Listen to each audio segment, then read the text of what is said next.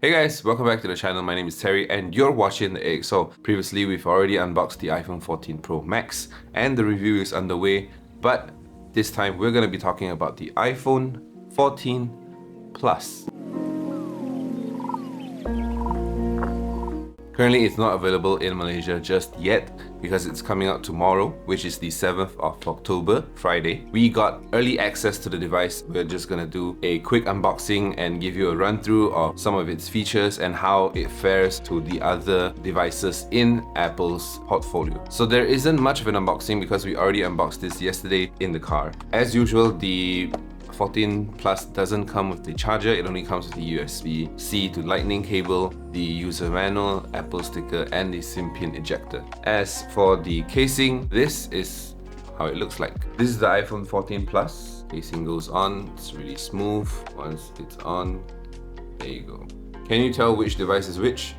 This is the 14 Plus and this is the Pro Max. I mean, they have the same screen size, but the 14 Plus is still it's still OLED. It still has a 60Hz refresh rate. There's no ProMotion display feature here. It's also just using the usual standard notch, while the Pro Max is using the new dynamic island. It has ProMotion display, which offers up to 120Hz refresh rate. So the 14 Pro Max also has the always on display, where if you lock the screen, it goes dark, but it is always on, where you can still see the time, some of your notifications, but then when you tap it, that's when the lock screen comes alive. The 14 Plus is using the A15 Bionic, while the 14 Pro Max is using the newer, latest A16 Bionic chip. Then let's take a look at how the iPhone 14 Plus compares to the iPhone 13 Pro. There is the screen difference. Different screen size, but the 13 Pro does have the ProMotion display. When you navigate on the iPhone 14 Plus, it does look a bit choppy, especially if you're already used to 120Hz refresh rates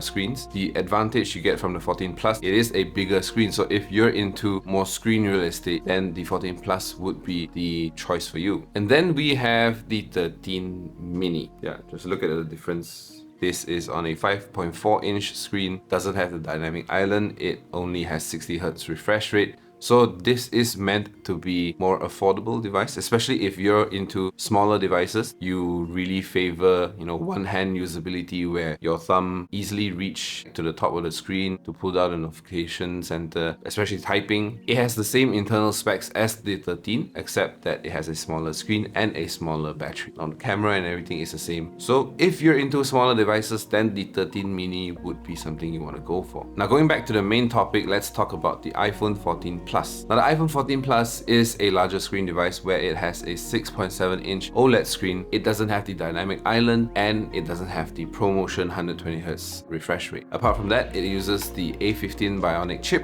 That is the same processor that is found in the 13 Pro and the 13 Pro Max. So with the 14 Plus, you're also getting a larger battery, longer battery life, where you're able to use it up to, I don't know, maybe more than a day. We've literally just got the device, so we haven't field tested that yet, but we'll get into that in the review. Also, the difference with the iPhone 14 Plus is that you're only getting two lenses. One is the main sensor and ultra wide sensor. Both sensors are 12 megapixels instead of like when you're jumping up to the 14 Pro and the 14 Pro Max. That is where you get the newer 48 megapixel sensors, and unfortunately there's no telephoto lens. However, the 14 Plus does still enjoy the photonic engine. It is able to provide brighter and clearer images compared to, let's say you're comparing it to the 13. Before we end this video, who is the iPhone 14 Plus for? If you're someone on a budget, you want an Apple device, but you still want that big screen, the 14 Pro Max is kind of pricey. So the 14 Plus, it's kind of a sweet spot where I don't want to splurge so much on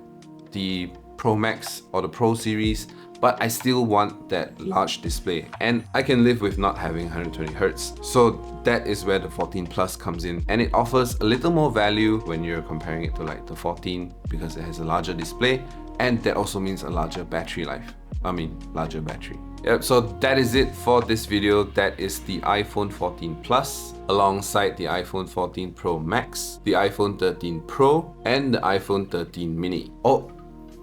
First impressions, I actually quite enjoy it despite losing 120Hz refresh rate. I think that is the most noticeable thing up till now. Like the 12 hours I've been using it. We'll save all of that for the review, so that is all for today's video. My name is Terry. Thank you guys for watching. If you haven't liked and subscribed, please do so already. It'll help out the channel so much. And yeah, until the next time, see ya.